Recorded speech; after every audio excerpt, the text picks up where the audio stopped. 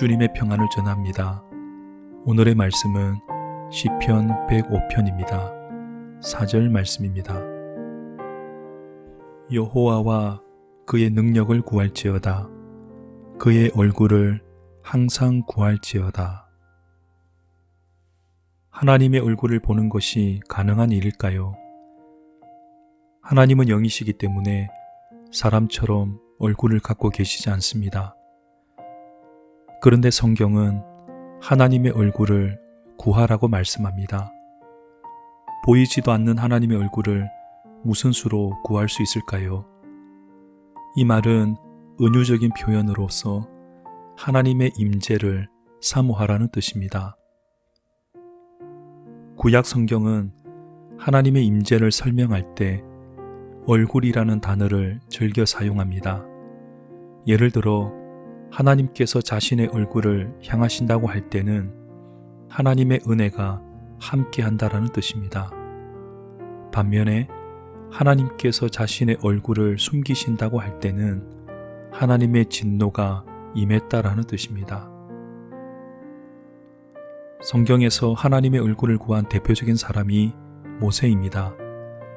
모세는 수백만 명의 백성을 이끌고 광야를 지났습니다. 매일 백성들의 얼굴에서 얼마나 다양한 표정을 보았겠습니까? 불평, 원망, 짜증, 분노. 그 얼굴 하나하나를 대면하는 일은 지도자로서 정말 곤욕스러운 일이었을 것입니다. 그때 모세에게 필요했던 것은 하나님의 얼굴이었습니다. 백성의 무리에서 벗어나서 하나님의 얼굴을 뵙는 것이 그에게는 안식이었고 위로와 회복의 시간이었을 것입니다. 모세는 지상에서 가장 온유한 사람이라는 인정을 받았습니다. 그가 온유한 사람이 될 수 있었던 이유는 하나님의 얼굴 빛을 받았기 때문입니다. 사랑하는 사람끼리는 서로 닮는다라는 말이 있습니다.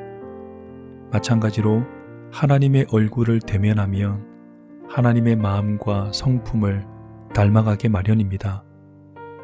모세는 하나님의 얼굴로 백성들 앞에 섰습니다. 그 얼굴 빛으로 백성의 불만과 분노를 잠재울 수 있었습니다.